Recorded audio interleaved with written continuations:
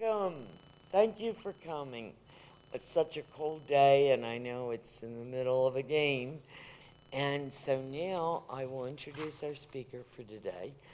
And some of you may remember Catherine did a wonderful presentation for us at Marsh Creek Park.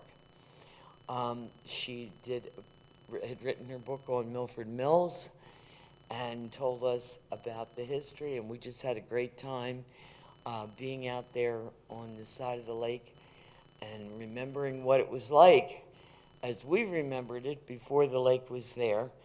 And so today she's going to talk to us about the history of Luken steel and the steel industry. And we'll hear a little bit about Rebecca, the woman that led the way with in the steel industry. So thank you. Thanks, Carol. And thanks for coming. You're probably going to know more about Lukens at the end here than you've ever imagined. Okay, I'm just going to briefly go over what these are the former owners. Bethlehem Lukens, it took over in 1996, and actually then it was sold to ArcelorMittal, but we still consider the site the oldest iron and steel complex in America, because it started in 1810 and it's gone under different names, but surprisingly, it's still going on. Cleveland Cliffs just bought it in 2020. We don't know that much about it at this point, except it's family owned. It's from Cleveland. That was when they took over. That was during COVID, and so they really haven't opened up yet for tours. So what's interesting about the site is that they still use this, what they called, it was the world's largest plate, which means 206 inches wide for a plate. Now it's the largest in North America, but they still use this roller, this mill that was built in 1917 and then expanded. I'm sorry, that should be 1917, not 18, and then expanded to 1917. So it's sort of neat that the past is so alive that they're still using this material. That's a picture of 2016 using it.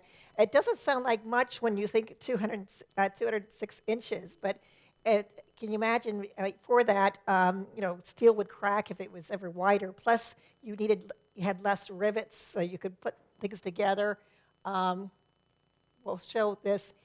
So basically, besides being a steel plant, which is pretty down north, First Avenue, down south First Avenue. It's also a museum, and it's like 14 acres on the National Register. It's called the Lukens Historic District. It's actually, it straddles both First Avenue. So that's why I really work for the museum, and I've learned a lot about steel, but most people that are there, they're all like either former Lukens employees, they know everything, so I have to be very careful what I say. And I joke that every house has a date stone, so I never can mess up. I can say, look, this is when this was built. In fact, that's the executive office building, which everybody thinks is a house. This just shows the goals of the Museum of Collections. In fact, they never turn anything down anybody gives them. And it's so funny, we always have these calls from people saying, I have a donation, I'm cleaning out my house. And we say, what is it? They say, glassware. And we said, guess who? Must be Lukens glassware. Apparently, beginning in the 40s and 50s, 60s, they kept printing these glasses that had Lukens on them. And of course, we have 10,000 of those glasses, but we still take them. They have a full-time curator that works here too. When I say it goes back to 1810, it's because Isaac Penick started the mill. He actually had another mill that we'll see a picture of in West Grove, or near West Grove. And that was called Rokeby. And his parents initially were very disappointed that he left farming because all the Quakers were making so much money in farming, but went into iron. But we'll see from now that basically this was sort of like ground zero for iron industry because the first forges in America were here. And it's because the English settlers discovered that iron ore didn't have to be mined. It was really pretty much at the surface, and they could get it. Plus, there were a lot of trees for charcoal, and a lot of the They had limestone that they used, so it had like a perfect place to have an iron industry. In fact, for years, they got their what they call pig iron from places like Hopewell, Isabel Furnace, and other places. And pig iron is, I always tell this to little kids, it's called pig iron because when they pour it, it looks like suckling pigs in this drainage. So anyway, so he came he had a federal sitting mill in West Marlboro, and he came in 1810 to buy a former sawmill that was run by Moses Coates, who went up to Phoenixville. Didn't get out of the industry, but he ended up actually going back to Calm again, but township. So he converts it. There's a picture of that's in our visitor center. That's limestone. That's actually coal, and that's iron ore. And so they're actually still using that material to make steel. You still need that besides scrap. But of course, one of the things they had to do is stop making iron from from charcoal, because that took up a lot of trees and that was so hard to do. But since that was one of the reasons why the whole steel industry sort of pushed up to Pittsburgh and other places, because the coal was right there. There's the federal Slitty Mill. I love the way he named it like a national. It sounds very, very national, the federal Slitty Mill. Apparently, you could still see those ruins. So he moved, he lived in this homestead, Isaac Penick. It was built the year before Brandywine Manor. And I always like to say Rebecca sort of grew up there, and then she ended up having to go to this little tiny house, which we'll see. The Brandywine Manor, it's now, you see a little picture of it on the left there. It's on the National Register. We've been renovating it for a long time. They discovered when they were renovating it that it was sort of chopped in two, because when they extended First Avenue, they just chopped it, so all these beams just sort of stop. And so anyway, when we renovated it, we no longer have two dorm windows. We've just put one dorm window. But at one point, too, it had the company store. So it was really used for many, many years, from 1921 to 2007 is when they took down the company store. And they had to do that because it was just pulling on the Brandywine 18th century manor.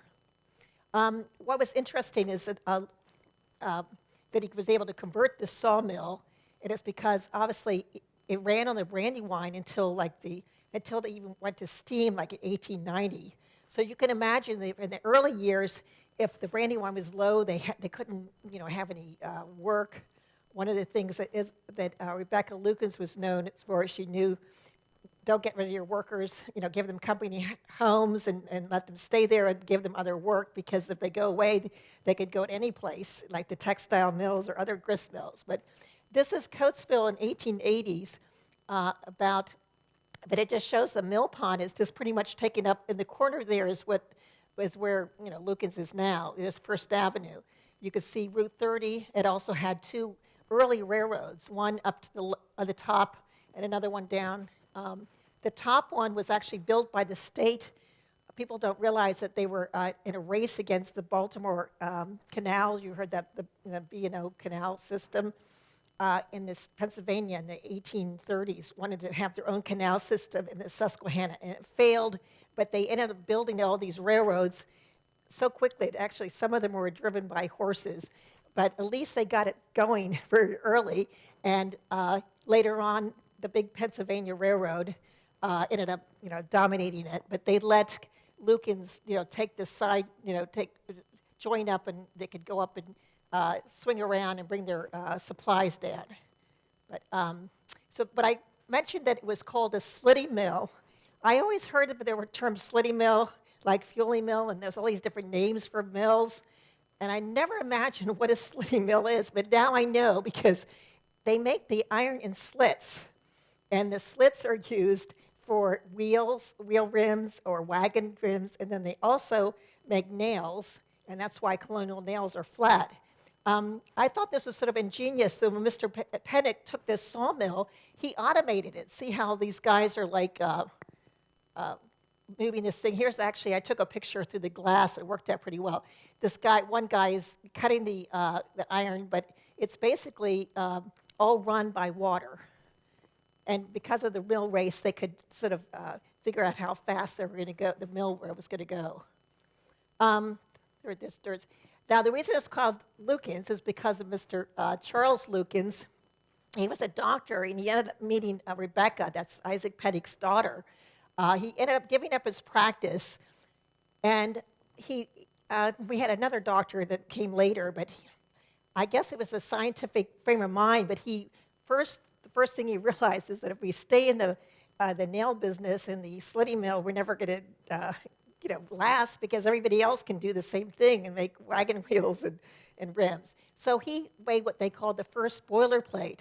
Again, he also noticed that the canals were coming, and people don't realize that the paddle boats began in 1818. So about that time, he said, we're going to make some boilers. So that's why it's called boilerplate. It's for plate for boilers. Now we think of the term as being so nondescript. That's what the legal documents are called. Don't read the fine print or boilerplate. So basically, he was the start of it. This is his entry we see where he started to make boilerplate. December 1818. This is a vessel that was made to go on the Susquehanna, again, for the canal system. And it's the first iron-hulled vessel. And what's interesting about Lukens was so well known in making boats, they even made sailboats, the hulls for like American's Cup. But the U.S. Navy knew about Lukens, and they came and they built a mill, which we still will see, and they leased it back to Luken. So it really was a defense place for both submarines and making ship boilerplates for ship. But at that point, they were making it for hundreds of years. Here's Rebecca. That looks like a lot. I also say that if she wasn't Quaker, she probably wouldn't have been able to be educated. And Quakers let their daughters go and have advanced education. She went to Westtown School, and she also, because she was the eldest daughter, she went around with her father and learned the industry, and so she was easily able to take over the mill. In fact, it was amazing what she did. Her father died in the following year. Her husband died, and she was pregnant. She had 4 small children. Before that, she had lost a son, and then later a daughter, and then she also lost the second daughter. She died in childbirth, and she had to raise her daughter. But she was considered the first female industrious, because she basically did everything. She couldn't go into the mill because that's a man's domain, but she basically figured out how to run it, and she knew, and she made, she did very good record keeping. There was other people that, say Anna Nutt and Coventry Forge, that ran a forge, but basically she didn't do the same kind of thing. In fact, actually, Rebecca got an award, of course, after her death, by Fortune magazine named her as someone that would be really ahead of her time, because she came up with concepts like, in order to make money, you spend money. So the first thing she did was she fixed up the mill. She added things. We'll see this. This is Brandywine. This is sort of out of order. Sorry. This is Brandywine Manor, where she went to live. So basically, she went from that big primitive hall to the original house is right here. It was a little bit larger, where I told you they had to change the dorm windows. But what she did was she rebuilt the mill. She added a freight warehouse when the railroad came through in 1833, had a freight agency. Apparently there were lots of tariffs and other things she had to fight with the railroad. And she also made company housing and a store, and promoted the railroad, of course, too. That made a really big difference, because before you had to get iron ore and pig iron, have it taken by wagon down from places like, the Elverson or Coventryville. It would be a long trek. And actually, later on, when she did take over the mill, her mother disputed the thing because her husband and her had just leased it, and they said, you owe us money. And so she had to pay off her mother, and her mother ended up buying another mill that was a competitor in Coatesville. But anyway, she was able to pay back her mother. They didn't have that in Fortune magazine. They didn't mention that. But anyway, but she was nice enough that everybody would help, like iron worker in Hibernia gave her pig iron on credit so she could make something, and then she would pay him back later. So there's the rebuilt mill. It doesn't, it doesn't have a date on it, but you can't really tell it's been rebuilt. It looks pretty primitive, but again, you still have the wheel being used. As I mentioned, there was actually, at one point, there was like 4 or 5 other mills in Coatesville, including this competitor. You see in the corner, that's the bridge that you still, that was the predecessor of the bridge you see now with 10 arches in Coatesville. But you see it always, when I looked at it, I always thought it was, Lukens, but we discovered that it was the Worth brothers. They had another mill that I love the name. It's called the Tridelphia, and that's 3 brothers had that. So basically, that's about the same time that Lukens is going, but Lukens, of course, stayed in business. One of the reasons they say is because it's always a custom mill. They had customers come here, and everything was made to order, so to speak. And they also had really big testing, early testing. There's the iron, again, before they had the present-day 10-arch bridge, which is on the National Register, and the Pennsylvania Railroad built it. They had this thing. And as I said, before that, the bridges are so primitive because they were rushing to get everything done. It looks like a little toy thing here, but that's the freight station was pretty much built from what Rebecca Lukens had it. That was from the 30s. But again, that was a really big deal to have shipping. Another thing they did was I think in like the 1880s, they converted the original 1810 mill, and they converted it to what, again, all these terms are very hard to remember, but it's called a Pedlin mill, and it's basically eliminated the fact that you needed to get pig iron from other places. So it eliminated a third person, the third party. And it made it without using charcoal too. So charcoal, so it didn't kill any more trees at that point. There's another close picture of it. When I showed you that diagram, the volunteer who made he even replicated the chimneys, which had a little, you would pull a rope and the chimney would go down and be stopped so the oxygen would fill up and make the fire a lot hotter. So even back in the very early 1870s, they were pretty advanced.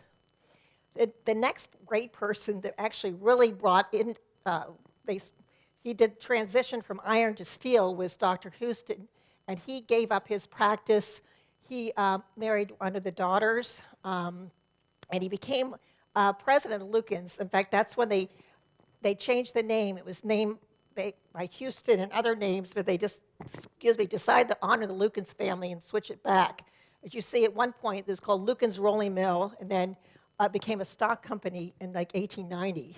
But here, this business card has both Charles Penrose and Lukens Rolling Mill. In other words, they wanted to change their names, so they sort of transitioned slowly, and they still were called in different places called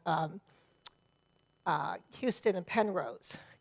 Penrose looks a little rakish there, but he left the iron industry at one point and joined the Civil War. And of course, everybody else, the Houstons were not necessarily Quaker, but they were their daughters and everybody else was born Quaker, so they had Quaker backgrounds, so they didn't join the war. It was interesting. One of the relatives or son-in-law, Rebecca's son-in-law, he got out of the iron business and he started the Bank of Chester Valley, which is the first bank in Coatesville and the second in Chester County. And I thought it was sort of neat. Back in the days before they had the gold standard, banks could just crank out money, and they choose to have a picture of the bridge down below and also a picture of the 1810 mill. So the $100 bill was Coatesville. The other ones are sort of nondescript, but I just think it's sort of interesting that Coatesville was being used to be on a banknote. So you know that was everybody wanted to work there too because they were on a banknote. Dr. Charles Houston, he ended up getting this as a wedding present which I sort of doubted, but in 1850, he had already been in the business for a long time, and Rebecca was very much a Quaker, that she wouldn't want to have anything too elaborate. But this was actually sort of elaborate, but at the same time, it's sort of informal. It was made from a pattern book from this guy named Joseph Andrew Downing, which I haven't determined whether he's related to any of the Downings of Downingtown. But you can buy this pattern book because they didn't have architects then. But it's sort of interesting that one picture to the left, they have what they call a circus tent. They made it look informal. So for someone that was making steel and making all this money, this house is relatively modest. It did have servants' quarters at the top. And also, as soon as he opened one mill and went to steam in 1870s, he added a cook's quarters and a summer kitchen, and it actually had 3 bathrooms in the 1870s, which is very, this is another picture outside. On the top, you could see where it is. Not you could get lost at the historic district, but whoever did this, they put the map on. He also converted one of the offices, which doesn't have a fireplace, so we know it was office. He converted it to a library at the top. So this is Dr. Houston, and at the same time he was expanding his house, he had this first steam-powered mill built, which was important because they didn't have to worry about the Brandywine being low, and at this point, when they did a transition from iron to steel, they were making what they call fireboxes for trains. And the fireboxes would have all the coal, and they would, in fact, they ended up making the huge fireboxes. So that makes a big deal when they did that. And this is called, again, 84 means it's 84 inches long for what they can roll. That's the inside of it, a steam run. It looks, all these pictures, you're not too sure if they're upside down or not, because I think, oh my goodness. But that's like one roll. Later on, they would say things like it's a two roll, 2 high, 3 high. That means how many rolls there are. Another thing that Dr. Houston did was he believed in testing and testing the strength of steel, and they did this for years. I guess they still do it, but they would stretch it. I say that anybody who worked in the testing department was paid to break things, because they would try to stretch the little piece of steel to see how durable it was. And they would heat it up and they would roll it. You can see this is on the 1900s testing, but these are all machines that supposedly do all sorts of things with the pieces of steel. This picture is taken from probably the 60s, but here they always poured a little bit from the first heat, and they made like a miniature ingot, which is the form, and they even put the little slag on top, and they'd bring it to the testing center. And during World War II, they actually had women working in the chemical lab, and they had to decide whether they were going to add certain like carbon or what kind of steel. They were making 7 different types of steel at one point, including stainless. So it was sort of a high-tech thing where you have to test it again and again before you roll out a big production. One of the criticisms actually of Bethlehem that no one liked, besides them raiding the pension, was that they didn't really test too much, and they sort of literally went back to just doing regular old boilerplate. They weren't like a custom mill. This is a big thing that they did. Dr. Houston went to St. Louis and bought what they called a spinning head machine. And before they had this, it made rounded forms. And before they had this machine that made a form, they would have to dig into the dirt and pound this iron and steel. In fact, Phoenixville was probably doing this too. They actually used wooden molds for to build things like the Golden Gate Bridge. But here they developed this. It's called flanging. Means you're molding or you're shaping the metal. Here's another picture. This is from they sort of stopped doing this in the 70s, but that's what thing spins, and they press it in, and it has about 7 different rounded forms. In fact, they wouldn't be able to do like submarines if they didn't have this, but it started out when Dr. Houston had it, is obviously they were going more into boilers, and they needed boiler lids and other things. Then he also built a reversing mill. Before you went one way, and then you had to pick up the plate, bring it around, and go the other way. So this was pretty much 1890. This is when they're really making a lot of money because they have 120 mill. Later on, we had World War II, 120 mill. But it's on steam, and what else is? They have lifts, hydraulic lifts. They have cooling tables. So again, this is very sophisticated that Dr. Houston, and it's called 3 high, I told you, because of the rolls, the weight of the rolls, too. The first steel was tapped 1892. They always had steel for years, but it would always be brittle. I think they might have even used steel back in the, like European years ago. But Dr. Houston decided, he experimented, and he added things like limestone to the top, and it would pull out the impurities of the steel. So that's why he was able to make all these, convert completely from iron to steel by this time. And again, they had open hearths. This is one that, again, they decided they were going to make a stock company at that point, and Dr. Houston became the first company president. There's that picture of the 1810 mill again. On the left, as I mentioned, that they're really known for making the fireboxes for locomotives. Later on, when they didn't have any steam locomotives anymore, they started making all sorts of trains for the steel in the undercasing of a train. There's the, in case you wonder, they devised this thing right from the beginning. They were still using this up until they made electric arc furnaces in the 1970s. From 1959 to 1970, they finally switched over completely. But I don't know if you know what a steel ingot is, but that's the piece that they roll. They have a mold, and then they pour it into this different shape, and they have to keep track of the different shapes. And then they put it through the roll, and it goes through this process. I always thought, why did they just begin with a smaller ingot? They don't have to flatten it so much, but it goes through a chemical process, and they pick it. They bring it different places, they roll it, they flip it upside down, they do all sorts of things in order to get the steel plate.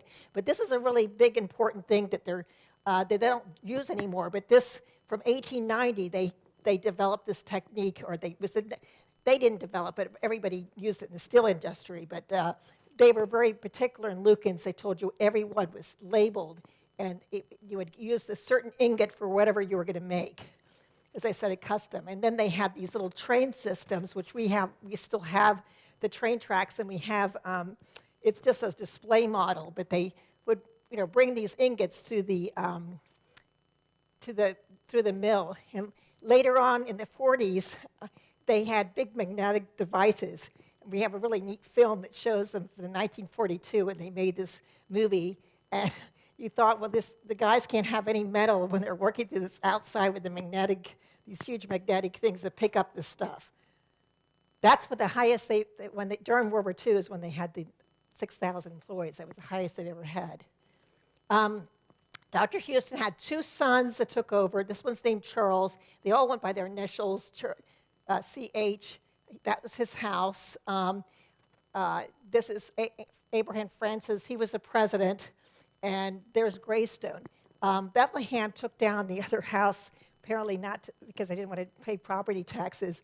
And I was told by one of the iron workers that over the weekend, the family had lived there anymore. They had leased it.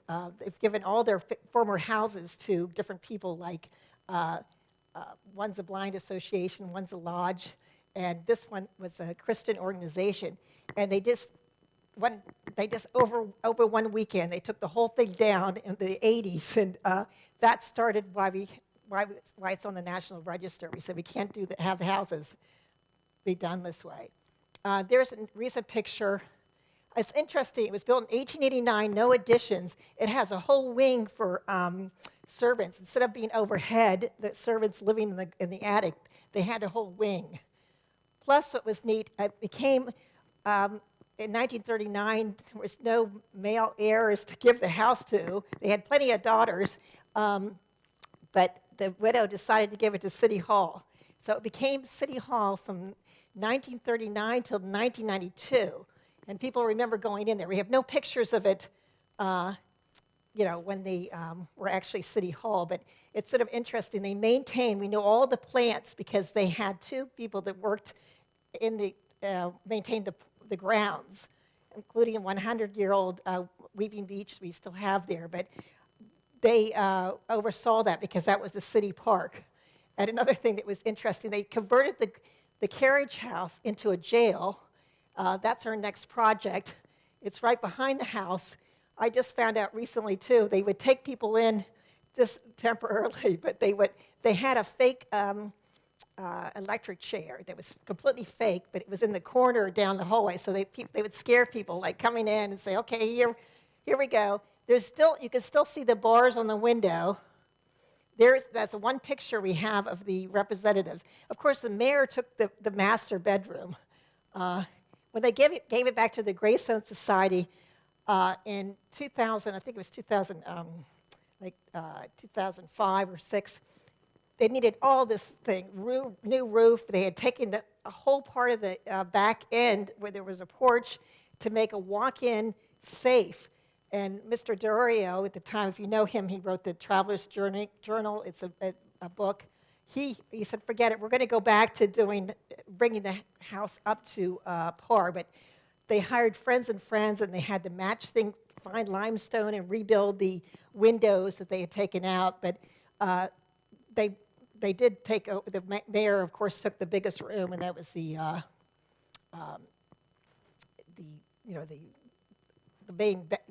bedroom. I didn't want to point out that was also called Collegiate Gothic, because the architects was a firm that went on to do colleges, very well known. They did Princeton, Harvard, Bryn Mawr. Both sons went to Harvard, so maybe they knew the connections there. Here's a machine shop then in 1890. And again, this looks like it's very primitive, but this is pretty sophisticated at this point. In the 1900s, you had a 140 steam-driven mill, and it was capable of rolling plates 136 inches. Then you had all these divisions, like the blacksmith shop, the punch shop, all these different things that people started specializing in work. Abe and Francis, one of the sons who lived at Greystone, he decided with all these businesses and going into fireboxes and doing all sorts of work, they needed to have a place to greet customers.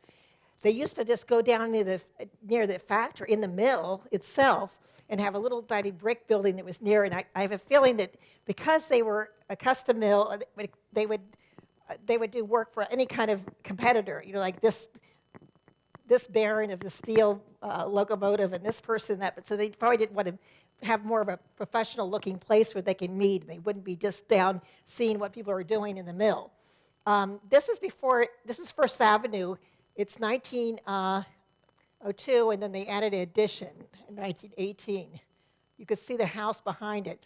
So in 1919, after they made an addition, they had a really pretty big sales force. The left is a little model. People don't understand, what is a boiler? Well, a boiler can run all sorts of machines, and you see it would run this little wheel, and you would attach your wheel to anything you were in a factory. So that's why they were making all the money with boilerplate. There's another picture of First Avenue, and that's the house that Charles had that was taken down. It was the same architect as Greystone.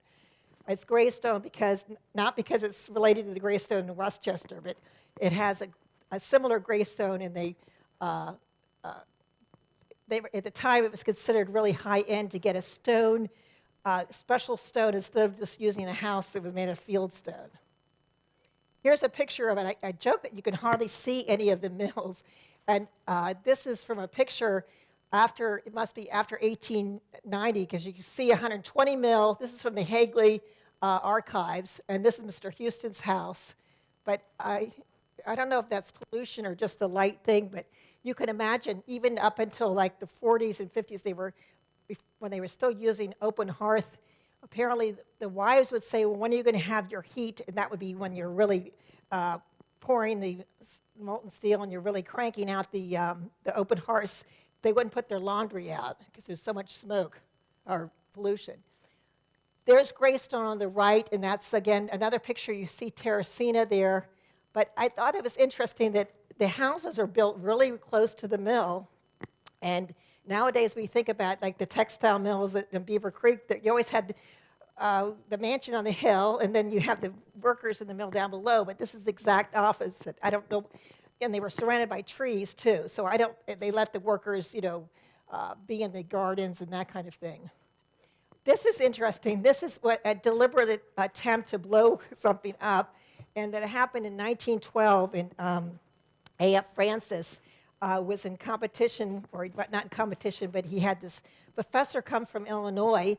People came as far as Germany because they wanted, at that point in 1912, so many people had boilers were blowing up, and it was a big concern. So Mr. Francis from Lukens, Francis, Mr. Houston, he used what they called rivets, and the other machine was stay bolts. It blew up in 23 minutes, and the Lukens boiler never blew up.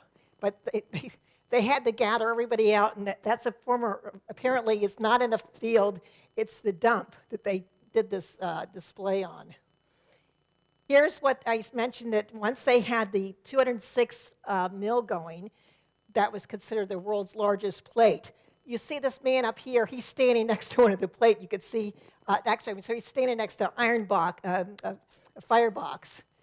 But again, remember I was telling you that the plate would go back and forth. It looks like a book here, depending on how big, it'd be really thick. They had to make it down to flatten.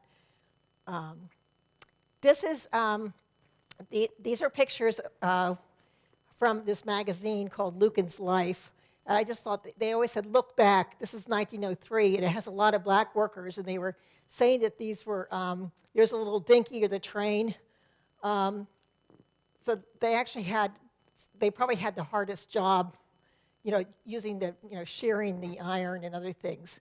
Here's another picture from the 1900s, again, the same time that Dr. Houston was. But the family went to the red woods in California, and they driving through that. But they always had these publicity pictures of, this is a manager talking to a worker.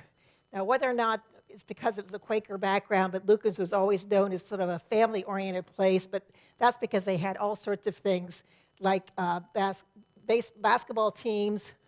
This is from when it says then was 1918, and I think when they ran that, I think that's the 50s.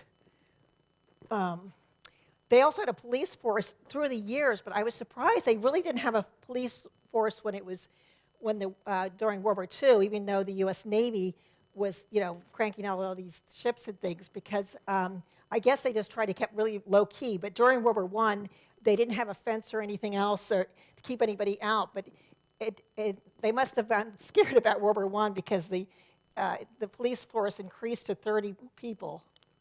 Here's another thing that they always kept up with was in the 30s, they didn't really have that many wasn't a lot of buildings with the Great Depression, like bridges and that kind of thing. But they developed what they called the Nickelclad lined railroad.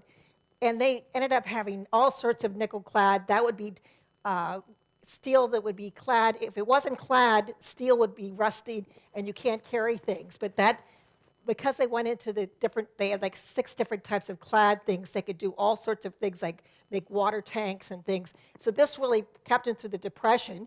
Then they were still doing the fireboxes. That gives you an idea of how the trains were. And that's from the 30s, the open hearth. It's a pretty big picture there. A big mill. I mentioned that the company store was sort of neat. That was connected to the Brandywine mansion. But anybody can shop there, but you could get, obviously, if you were a Lukens employee, you would just show your badge. And there are many cases where little kids were always trying to get in there and buy candy, but they knew better. But in the earlier time, it's only had men that worked there, and later on they had women. But they had a really good butcher shop. Upstairs, they had, like a whole department store. I thought it was interesting. It lasted from 1921 up until, say, 2006, and they claimed like in the 70s it was especially popular for the steel workers to go in there and buy cigarettes if they wanted cash, and they'd sell it on the street if they wanted to go to Philadelphia for a game or something. There's another picture of it, too. See, the clerks are all men at this point in the 20s or the 30s. Another thing they did in the 30s is they went in what they called the first commercial weldery. They welded things. It made custom fabric things they could make, say, later on they would help with air-conditioned ducts and that kind of thing. This is, I mentioned, they always documented everything. Before they had Luken's Life, they had something called Luken's Plate. So this is a company newsletter that everybody would read, and it would tell you all sorts of things. I always thought it surprised. They never said anything about accidents. We have a memorial of 80 people that had died during from the 1900s on to even 2006. But they always would be upbeat in these things. Someone would have like a patch on their eye, and they would say, oh, even though they had an ambulance too, and they would say, oh, he had a little accident, but they wouldn't explain. But this is a big thing to have the newsletter. Later on, Luken's Life was like modeled on Life magazine. It had like 4 full-time photographers. They had glossy pictures, all sorts of things. It was pretty big. It was about as big as Life magazine, about 20 pages. I mentioned during this is the executive building we saw during the 30s. It would be very much a place where people would wait to come in. Now, at one point, they painted it in the 70s, so we had to take all the paint off. But that's where the museum is. If you want to come visit, you're entering this building. At one point during the 30s, they also had a credit union. 40s, they started going into more things. This is very important. I said in the 40s would be the commission making these naval, flight decks. This is the engine block. This is pretty big. This is what Luken Weld would make. I would say the 40s are the highest. I said 6,000 employees. That was the highest they ever had. This is a 1948 picture of it.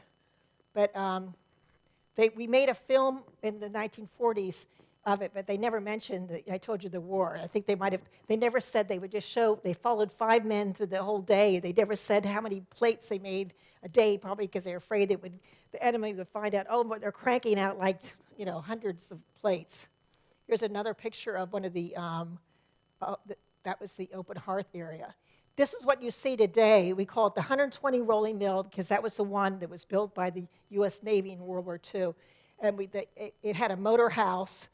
Unfortunately, a lot of it, we're going to convert it, but a lot of it was gutted by the Bethlehem because they had another 120 mill in Conshohocken. So it's sort of this, they just gutted this and brought the equipment over to Conshohocken. This is another big thing. Because of World War II, they got a national award. It's called E for Excellence from the Navy for their production of how many they made boilerplate for submarines and ships.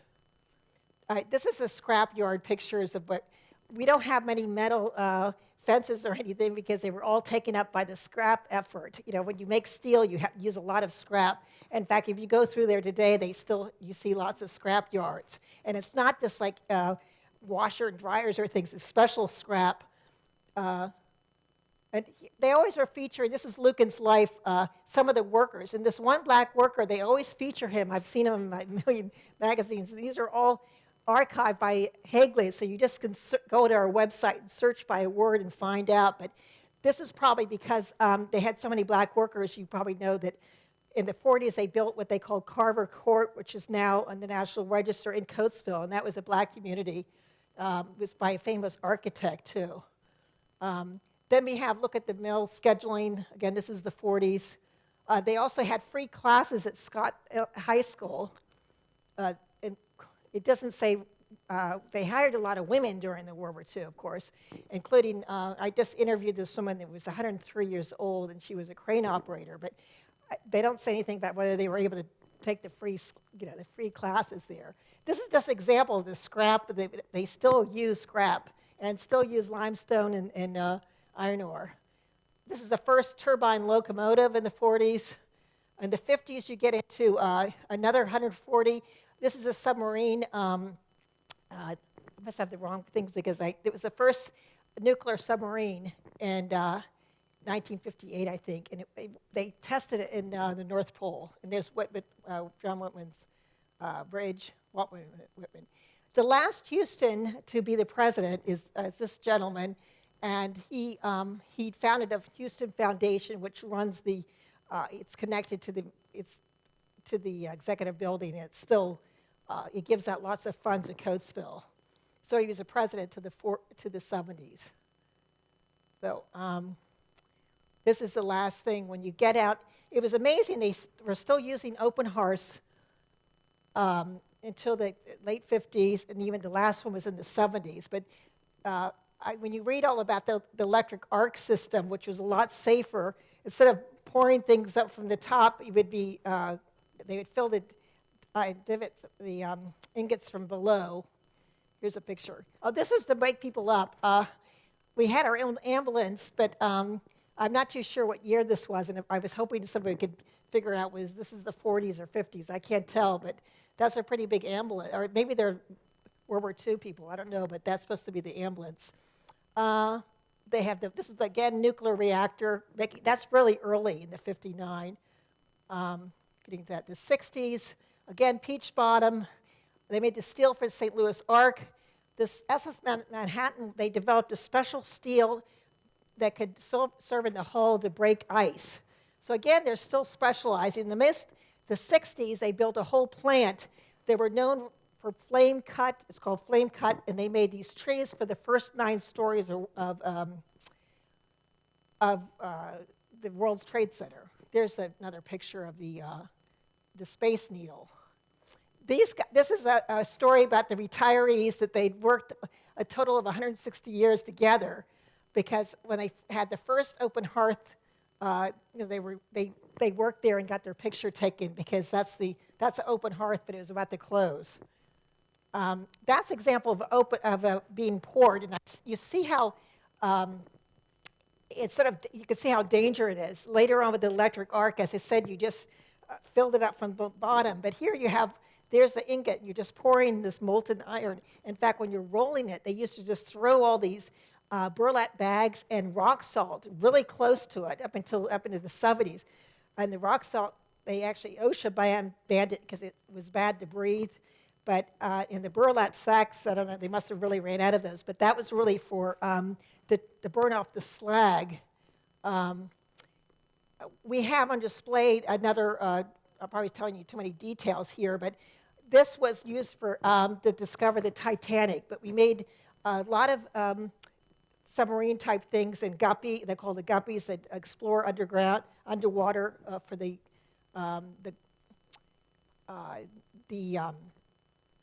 oil rigs inside. Here's another example. Shows how them pouring. I don't know if that's a man there or not.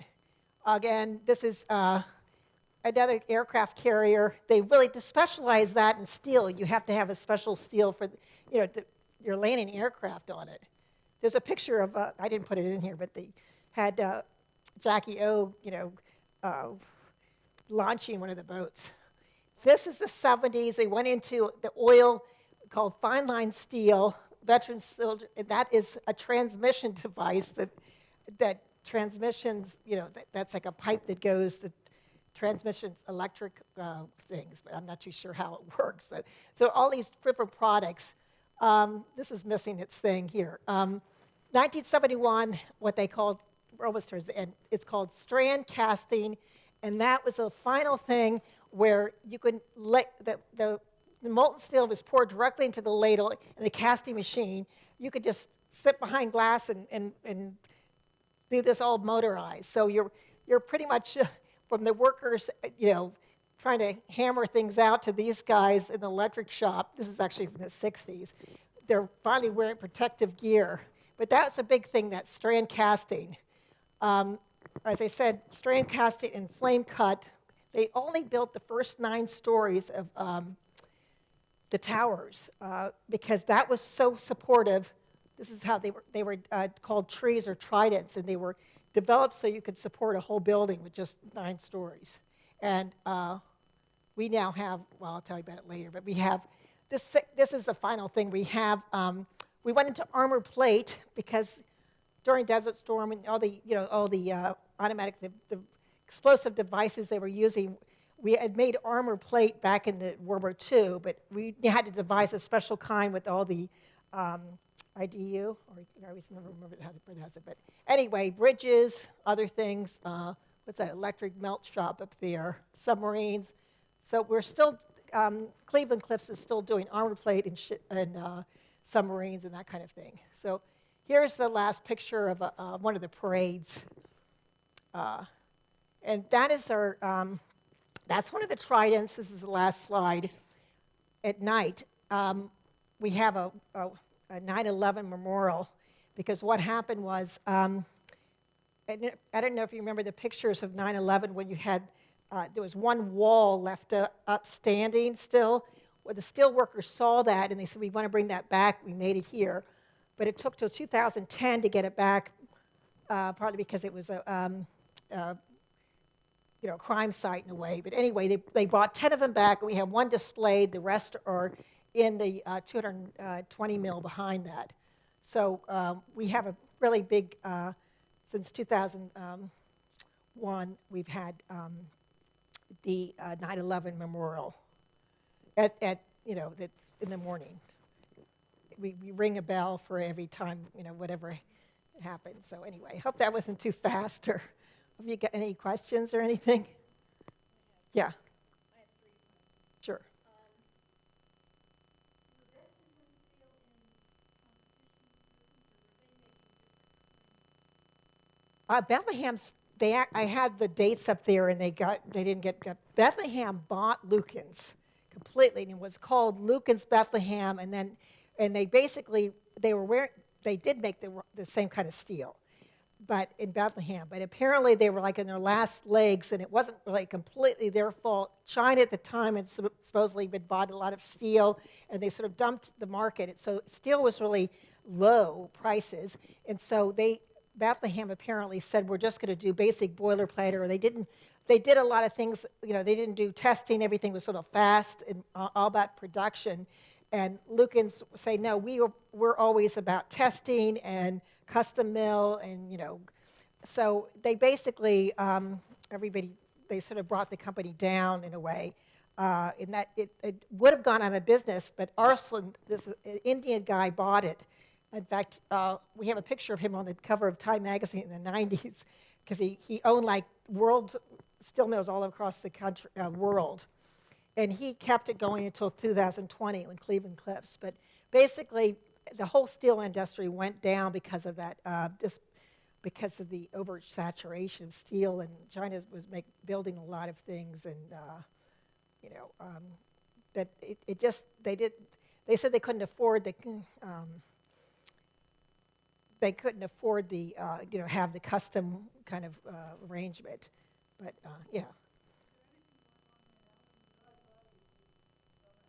Yeah, the Cleveland Cliffs is still there, and they've been there since 2020, and I think it's because they do a lot of military things. They really have kept a low profile. We just have tours of the historic district. I was told the past, you used to be able to go up, and they had like bridges over the trains, and you could go down and visit the mills when they were, sort of somewhat working during the day. But they have everything blocked out, and you can only go in one way to see it. Like on 3rd Avenue, it's hard to see through, but the train still comes in, still brings scrap. So if you really wanted to see more of it, you really have to go down 1st Avenue, and you go, from Mortonville down, say 82, and you're going down, and it turns into 1st Avenue, down the hill. Then you'll see the scrap yards and that kind of thing. But as I said, they're still using that one mill. Well, they still have to, they make steel, but they're using the same process of electric arc. They're still rolling it, and they're still using that 206 mill, that roller that was, but they still, steel's always made the same way. They have to use scrap metal, iron ore, limestone, coal. I mean, there's different things that go into it depending on what kind of steel it's made. But the process hasn't changed. But when I'm there during the week, I hear the coming train, and occasionally they stop and you see some scrap yards going through, they have like a business there that's all, someone just collects scrap and they sell it to them. But as I said, I hardly ever see anybody, we were trying to get them to sponsor our holiday open house, so finally they came through, but they really kept a low profile considering so it's basically the museum's here, and then they're across the way, it's all fenced in, and they're across the railroad. Yeah. Yes. Well, we're going to be closed beginning January, but we're open right now. We give tours Thursday through Saturday. If you want another tour, just call. You could just say you call steelmuseum.org, and someone will give you a tour during the week too. They usually begin at 10:30 and 1:30. We say we don't like to. People could come and look at and do their own self-guided tours. We have a couple of brochures that lets you go through, but they have a guided tour. That means to see the house and the motor house, the 120 mill. You have to go on a guided tour, and they. Excuse me? Oh, okay. Yeah, it is a lot of walking, I must admit. Oh, in the building. Okay.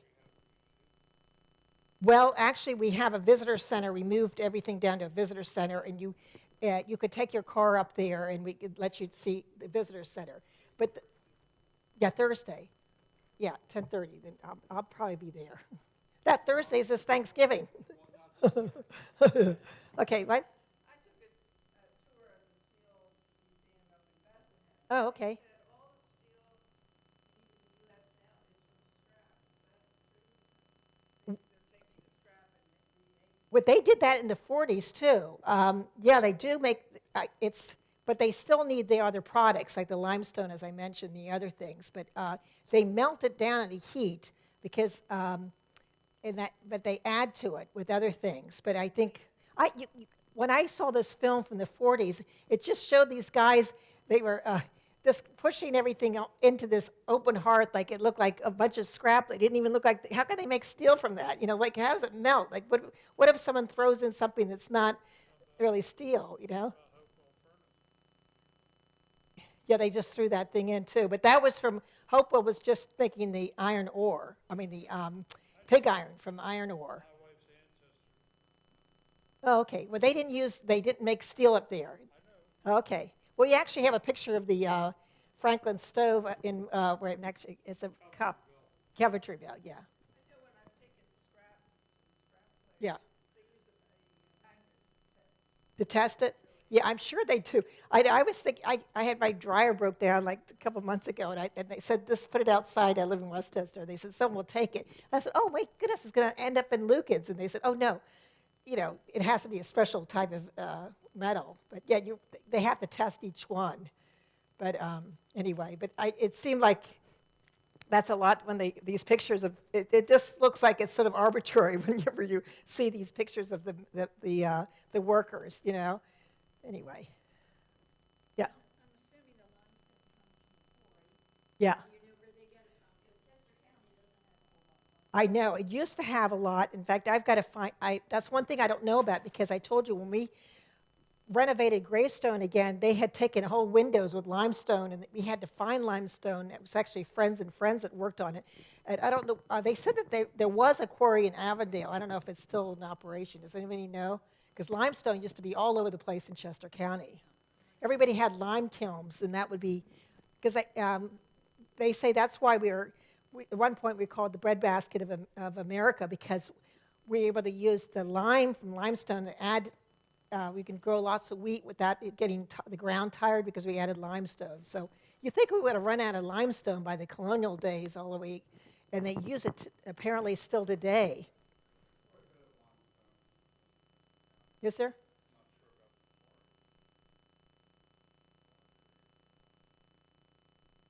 Well, anyway, I always surprised with the electric arcs. It's still the same process of making steel is the same, except you had a different way of melting it down, So, anyway, yeah.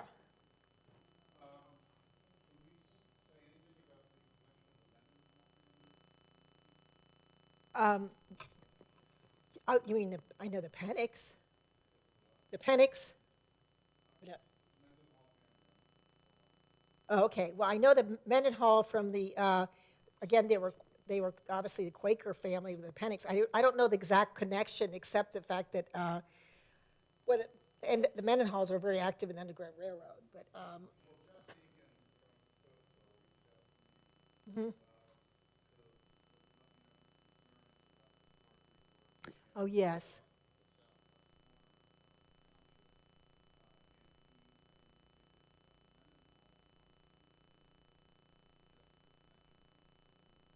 Really? Okay. Okay. Well, it might have been Rokeby that they owned, because that was first, it was called the Federal Slitty Mill in West Grove near Primitive Hall, and then they sold it and kept it going. They might have taken it over from that. I haven't really heard about that connection. I'm just guessing if there is some Lukens connection. I haven't gotten into the family history yet, but I bet that's why it's probably Rokeby. I've heard of him. Yeah, I've heard of him before. Yeah. I know the Mendenhall farm when they were concerned about that. That was closer to Chad's Ford. They put there's a plaque there that someone put up. Robin, what's her name? But, they put a plaque about their underground railroad. Diane Mendenhall. Anyway, there's Mendenhalls that lived for generations, and this, anyway. But okay, was there? Well, I was surprised. You saw this one picture in the back that it only has 80 names on it that Arson Middle put up together. And I look at it, they're all out of order. They're not alphabetical order or number.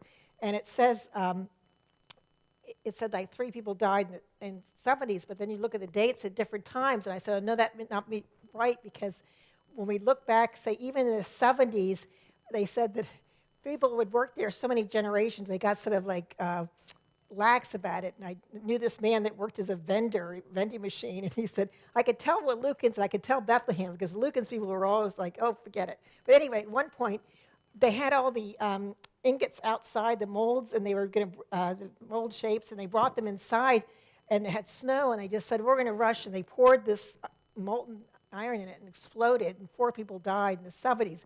But as I said, I didn't find anybody up there, but it was supposed to be dangerous when you think about up until, say, they didn't really get rid of electric arc completely until last one was like 74, so 59 to 70, but they were open hearth is dangerous because I said you had the slag they had to take off, they had to be so close to it, and that's the pouring of the, as you saw that picture, it's pretty dangerous.